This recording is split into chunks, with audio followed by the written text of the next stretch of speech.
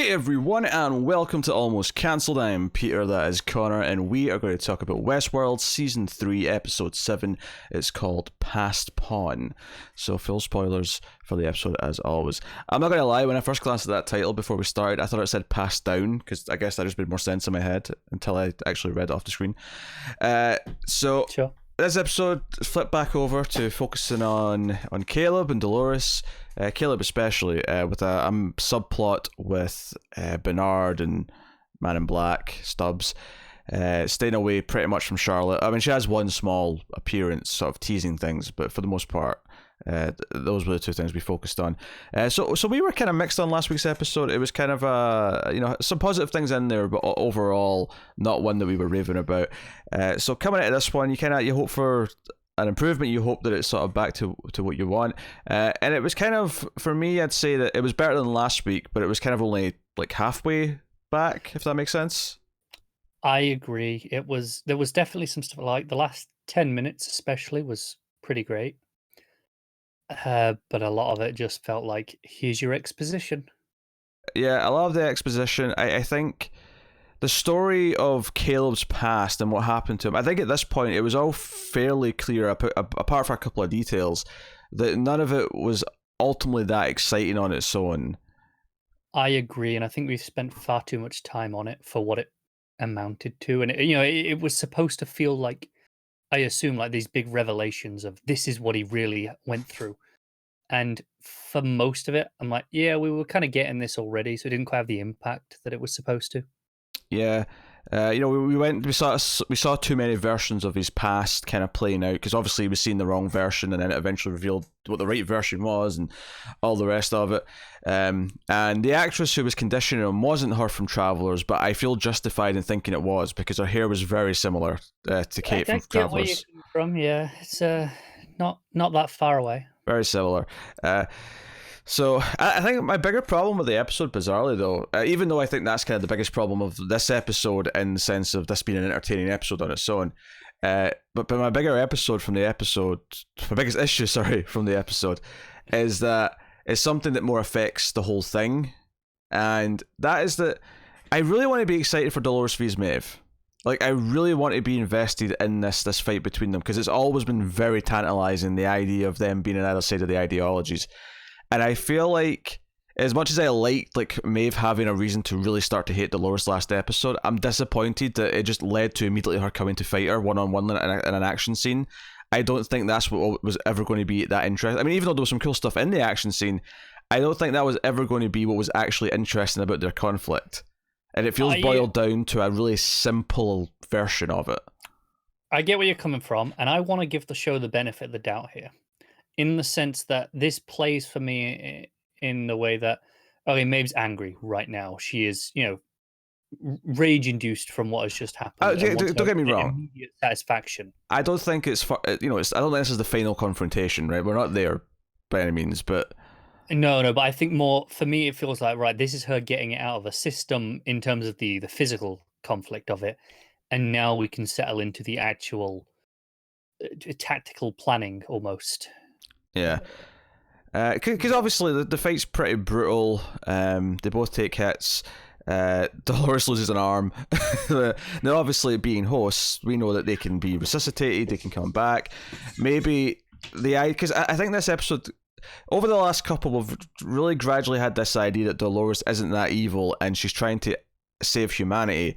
But the question that's kind of posed here in this episode is like, yeah, but what if that's just what she wants Caleb to think, and Caleb's actually a pawn again, because he was a pawn before, of course, in rounding up the undesirables, right? Because he was an undesirable. They conditioned him to hunt down other people through the crime app, and then condition him to forget it all, and conditioned him to forget that he's ever been here or ever done anything like this.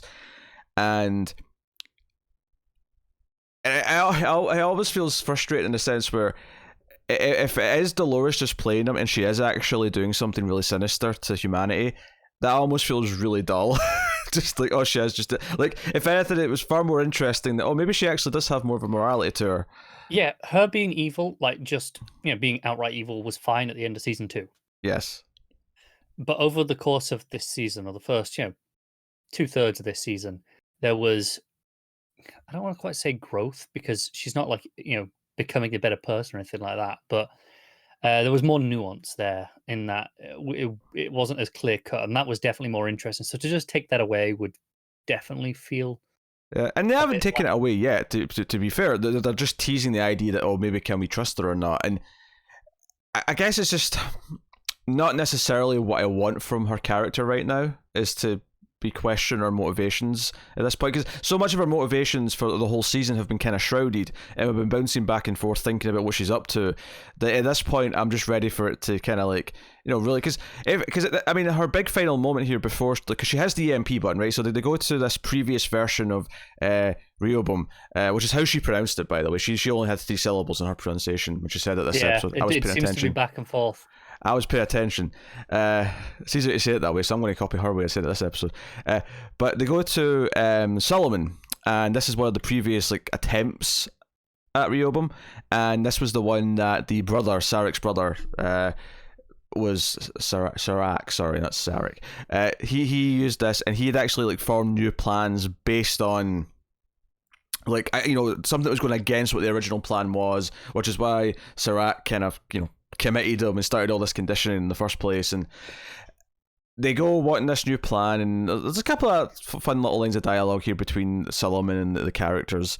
I kind of like the moment where she's going off to face Maeve because Maeve's arriving, and he says, if you die, I'll project, factor it into the calculations. And she just shouts, "Fair enough!"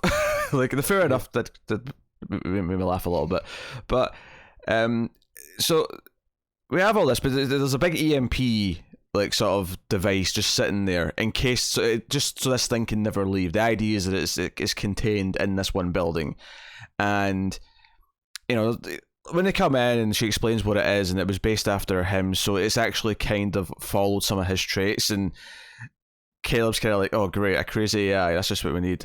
And that made me kind of chuckle a little bit, because I'm like, yeah, one could describe Dolores as a crazy AI if you really want to, and some of the others too. And so she hits this button, she's crawling there with the one arm, right, and she hits the button, and it's this moment where they both go down, and obviously they're hosts, so they're going to come back in some way. Who brings them back? If does different people bring each one back? Does one person bring them both back? I can almost see Sarak bringing them both back, but Dolores intentionally, not in the real world, just put her in the simulation so they can interrogate her or something like that, until maybe she does convince Maeve to help her or whatever, of what her cause is or what her goal is. And yeah, so the point I was getting at though is that this big final moment does feel somewhat heroic. The idea that she's willing to sacrifice herself to let Caleb finish the goal, which is to free everyone. Because again, this episode, and it's funny because I actually like them on their own in this episode, but I do think we've actually went a bit too far now with constantly audibly comparing the humans to the hosts, because obviously what she does for Caleb in this episode is she's essentially making him remember all his previous loops, right? Yeah. And there's a couple of moments where they go into the cryo sleep sort of room, and all these bodies have all been put to sleep, and she's like, we had a room like this for my kind, where the discarded is. And I actually like it on its own. See if they never said anything up until this point, if she had just said that one line, I'd have popped for it. But because we've had people compare it to, obviously, I like that we've been comparing it because it's there for us to compare to, but the fact that we've already had so many characters say little things like, oh, this is just like the host in the park, or we're breaking the humans from the loop, okay, you've kind of beat us to death with it at this point. We get it by now, yeah. Yeah. So that was it. I guess the frustration thing about this point of the season is that I was really into this season, and I'm not into it now, but it feels a lot more surface level than it did in the first half. Or I'd say the first 5, because episode 5 I still love. Yeah. And I think a lot of the conflicts feel that they're a little bit too simplified now. It felt like it was setting up all this depth and nuance. We were talking about the different Doloreses kind of evolving in their own ways, and it's there still, but it's much more simplistic. This fight between Maeve and Dolores has for now just resulted in a fight. Yeah, and the fight did have some fun moments, the auto sort of sniper rifle and the drone and all that, and there was some moments in there to enjoy. Honestly, my favourite scene of the episode might have been the opening scene, with seeing, what's the phrase? Oh God. want to say Angela. No. Angela's the It's not. blonde. It's not. Angela's the blonde. Yeah. No.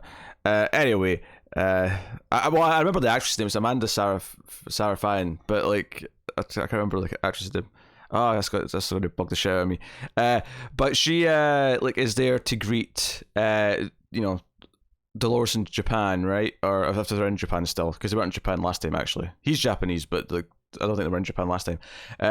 And she starts a fight, and then the Japanese woman from Shogun World shows up, and I really enjoyed where she stabs him, and then sort of like he tries to hit her, and she swivels round, and it basically severs most of his body.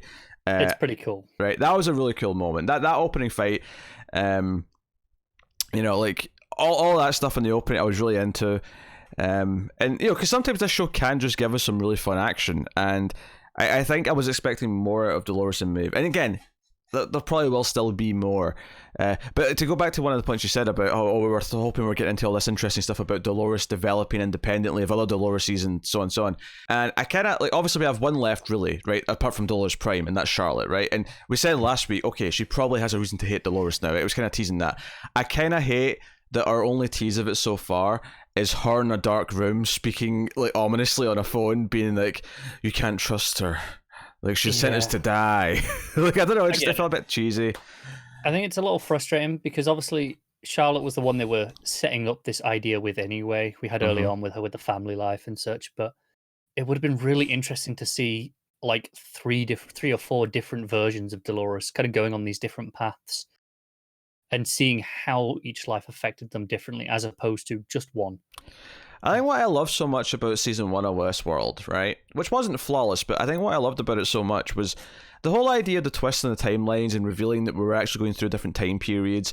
But what made that all work, though, was the mechanics of it, because it revealed this interesting idea of how the hosts see time, and that for Dolores herself, she was actually reliving the flashbacks at the same time, and that's why it felt so seamless to us. It all clicked into place in this way that was really interesting from a mechanic standpoint, so it felt like it had a lot of depth. Maybe not depth in a kind of, thematic way, although I think some of that was there, but definitely depth in how we construct stories and how it's part of the plot. And it made it feel like it was really doing this intricate, really unique series of ideas. And I think what's frustrating me right now about this season after these last 2 episodes is that the first half of this season, and again, I'm including 5 in this, so just over half, is that I felt like it was really setting up a lot of really cool stuff that I was really, my brain was starting to get excited and thinking about all the possibilities of all the interesting things they can say and do with these ideas. We were so excited about Dolores and Caleb, and we still have 1 episode left, but it might still have one great episode in it to really give us some great ideas. But it's not irredeemable. No. But these last 2, to various extents, have felt like they've simplified things in a way that just isn't satisfying me in a creative sense. And it's funny because obviously we have the actor from Travelers here, Enrico Colatoni. I'm just looking at his name. And Travelers was a show that started off feeling like it was probably like not as good as Westworld, and not that it was anything bad about it, but it felt like a smaller thing. And I think that the comparison here really hurts Westworld, because by the end of that show, everything it did was so inventive and playful, and really try to look at what it was doing with its concept, and it kept diving in further and further and asking bigger questions, and the characters were like being hit with these bigger questions. And it's actually an interesting trend between what I often consider network and cable shows, and I'm counting Travelers as a network because even though the 3rd season was just Netflix, it still came from a Canadian network, and it had that feel to it. In that a lot of network TV shows, the good ones I'm talking about, grew. Like they didn't start as great. They kind of got better as they went and grew into what they're remembered for being. Pretty much any great network TV show I can think of falls into that trend. Oh, to be fair, Travelers started a lot stronger than a lot of network shows do. Oh, no, it started stronger, but it still trended upwards, right? Whereas I find a lot of cable shows, and this isn't all of them, this isn't like, a hard, fast rule that's set in stone, have a fantastic first season where they'll have spent so much time, this intricate planning, they'll come out the gate with this phenomenal thing. And then the quality will often kind of start to slack as it goes on. Yeah, I mean, I would argue the great ones are the ones that don't do that because we just finished season 5 of Better Call Saul, and that has done nothing but compound upon itself of how good it like is. I said, is far from the rule. It's far from the only rule. Yeah.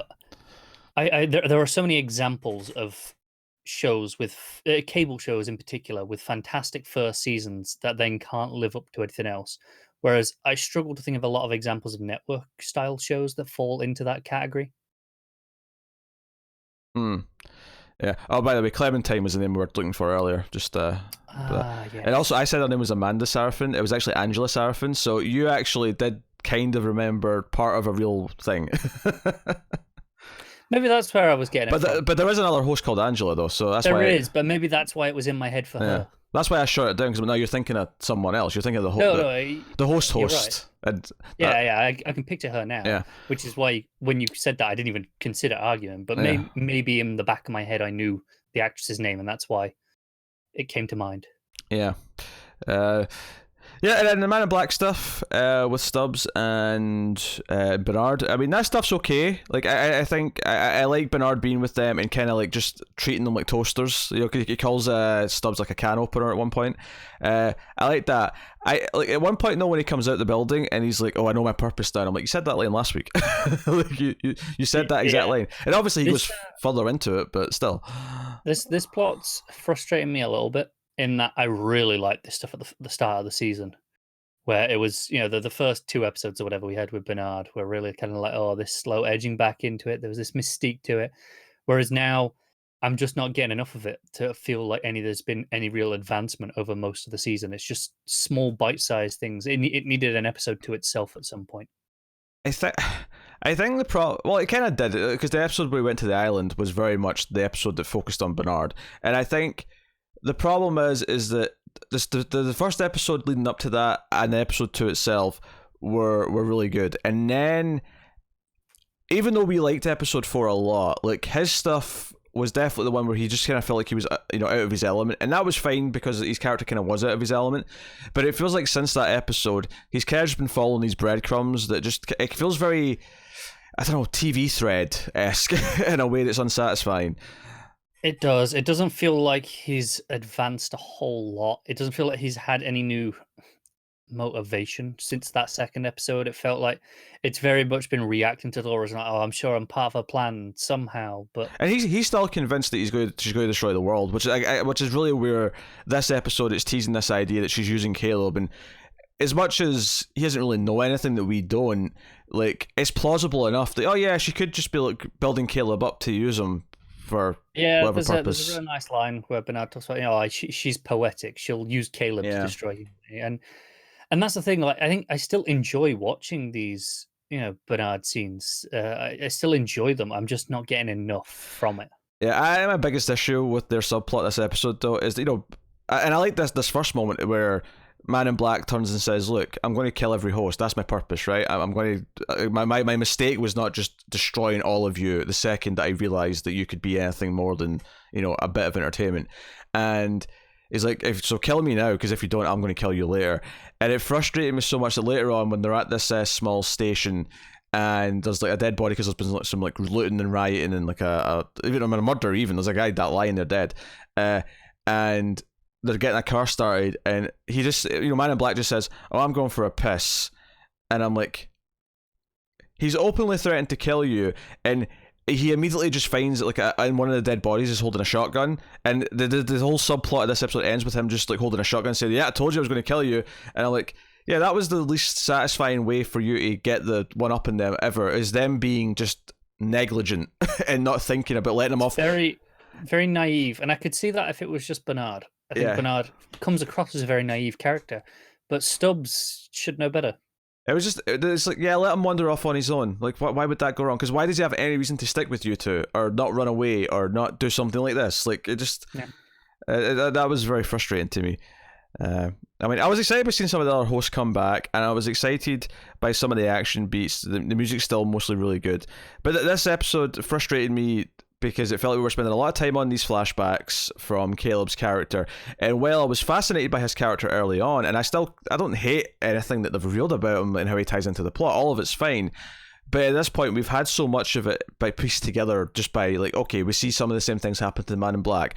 The only things we really need to know this episode was that he was being used to hunt down other people like him, because that adds a lot of dramatic weight to like why he would want to get his own back against everything going on, and a couple of other details, right? We didn't necessarily need to see like repeats of the same scene. We didn't have to see the fake version of it first. We didn't have to see. I would probably include the core idea, like you said there. One instance of just the scene. If you want to include the fakes version first, one instance of that, and then the reality at the end and him, shooting his friend. That's pretty much all you really need. I don't think it needed to be spread out over the episode like it was the backbone of the entire episode. I agree. Yeah. That's where it really, I think hurt it.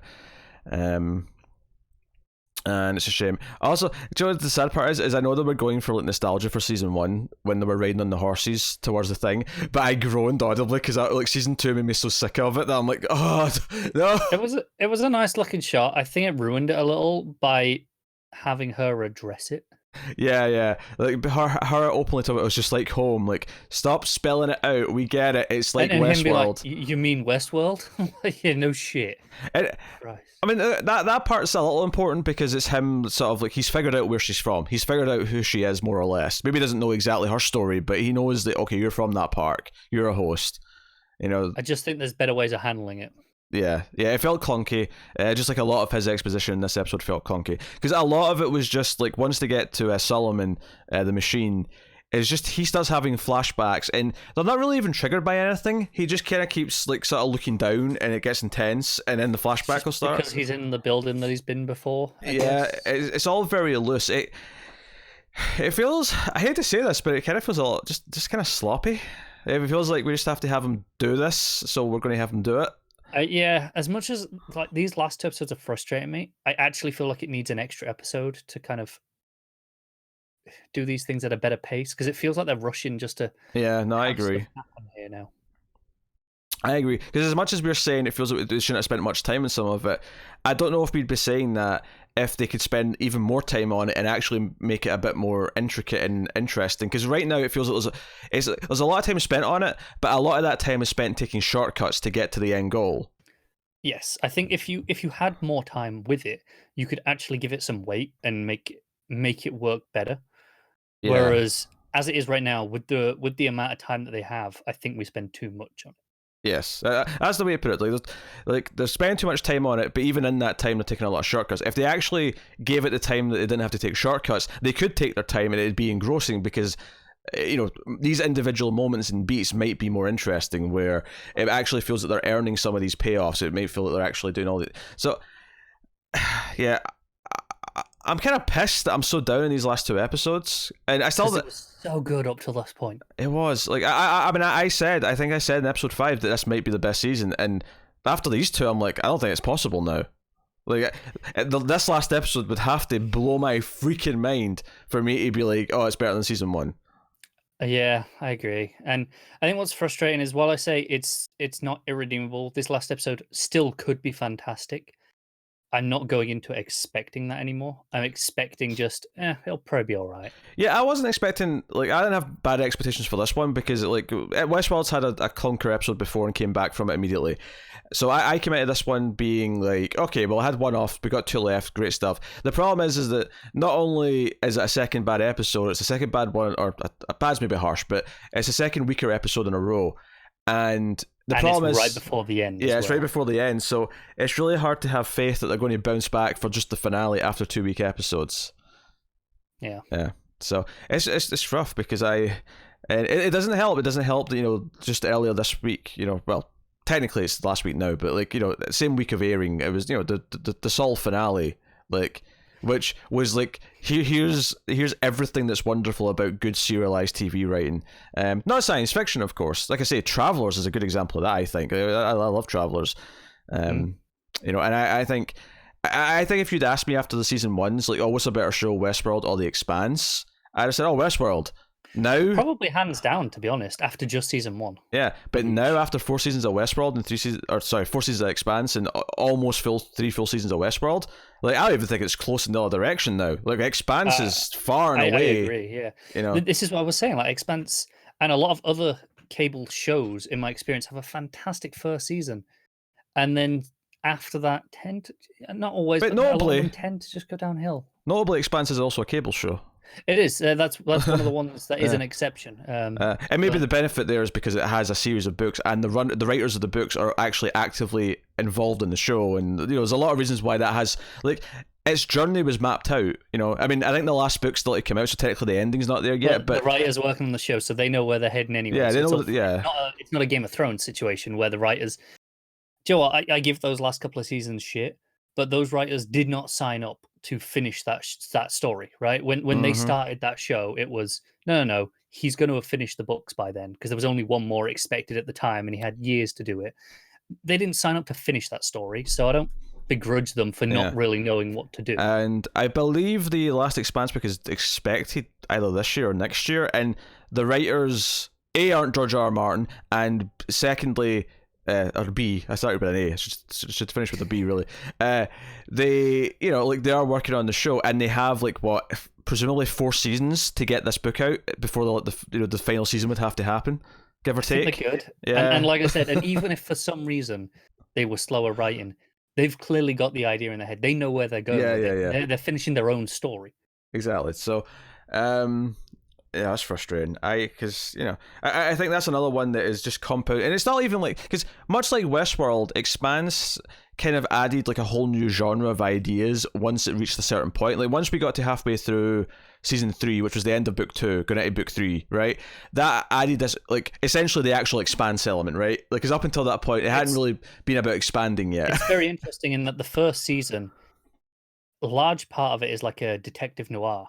Yeah, and then after that is just completely dropped as a genre element, and it just does other stuff instead, and that's not to its detriment. And the reason why I'm still talking about Expanse here in this Westworld review is that Westworld, in a similar fashion with season 3, did kind of completely change up what type of show it was, and we were excited about it, and it was mostly working out to begin with. But Expanse, it feels like it's really kind of nailing that idea. I mean, I think the back half of season 3 of Expanse was better than season 4, but I still like season 4 a lot. And it wasn't this sort of doom and gloom thing. It was just the type of story that we're telling in season 4 was much more smaller, and just it was the nature of what the story was. More smaller, but yes, you know what I mean. I did. No, I agree. Actually, I think the back half of season 3 of Expanse is probably the peak of that show so far. But it's also fair to say that in a lot of shows of any kind, the last season is not necessarily the peak. It can come at any point. It's often not the first season, with the exception of maybe Westworld. I don't know. I'm looking at things like hell, even Walking Dead. That first episode is phenomenal. Mm-hmm. The rest of the season is pretty good. And then after that, just don't bother. Yeah. Well, at risk of just talking about other shows and comparing to Westworld now, I think we'll wrap this up. But I will say, I came in here saying it was better than last week, and I still think it is if I really think about it, but it's not like... I think it has enough things in it that I like more than last week's, in that I like the action of the fight. I like the use of the auto-aim sniper that we kind of set up in Maeve's auto-aiming guns before. The sad part is that everything we're saying we're liking for the most part here, though, is just the technical action stuff as opposed to the ideas, which is why we like science fiction in the first place, usually. It's not the ideas. I still like a lot of the character interaction, like the stuff between Man in Black and like Bernard. I think there's a lot of fun back and forth there between them that is very enjoyable to watch, and I think that stuff makes this better than last week's. Yeah. The sad part is it needs to stop spelling stuff out in dialogue, which is funny because I remember season 1, a lot of people complained that it was too complex, and you had to really be pay attention and decoding it as you were going. Maybe season 1 was too far for some people, but I think this is almost the opposite direction. I think what's frustrating is season 1 was very complex, so that when that did spell it out, you didn't feel annoyed at it spelling it out because it was like, no, this was complicated shit. Whereas Caleb's story wasn't that complicated. You'd spelled out most of the major pieces already before this, and it was solid. It was a solid story. Like even looking at it in this episode, just on its own face value as a story, it's fine. It just didn't need this devotion to it in this way. Yeah, like I don't know if we needed the whole section where it was showing him when he was actually in the military doing stuff in like Russia. I don't know if we needed that section with the drones. We got that already. Yeah. We didn't really need that. Like The whole point is presumably just to show how similar it was between the military stuff and the Solomon stuff or whatever we're doing. Yeah, I guess, but it's like you can just tell when he was in the military, right? It's like all you had to establish is that wasn't fake. That no, he really was in the military before they started using him for other stuff. But you didn't need to see it. We know what like literally like a 5-second clip is enough to kind of go, no, this was real. The only reason why that might be important is if that the technology where they were tracking people with the sort of the handprints with the glasses, if that becomes like a big plot beat in like the final episode, then I guess it had to be introduced like that. But that'd be it. That'd be all I'd say. Anyway, that is Westworld episode 7. Unfortunately, not a glowing review again this week. Hopefully, the finale can put us back more in a positive light. But it's a shame. So go watch Expanse and Travelers, guys. Go watch some other sci-fi shows if you haven't. That is, but go give them a chance. They may start off feeling a little bit too simple in comparison, but I guarantee you they keep building on what they're doing to the point where when they get a few seasons in, you start to feel like they are really complex and doing a lot of really interesting ideas. Yeah.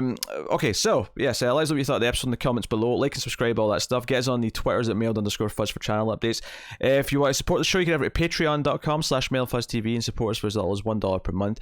That gets you bonuses, including a Patreon exclusive episode of TV reviews of 6 Feet Under as part of Already Cancelled, which is just like almost cancelled except the show's already finished. That's the idea, it's the joke. But those 6 Feet Under reviews are exclusive to $1 patrons and up, and then there's a lot of stuff at the other tiers you can go and have a look. But that's the TV sort of thing that may be relevant to you, as well as bonus episodes of some of our movie podcasts. But go and have a look and see if you're interested. Otherwise though, that is us. So thank you very much once again for watching or listening. We always appreciate it. Keep watching TV, guys. Have you got any vanilla?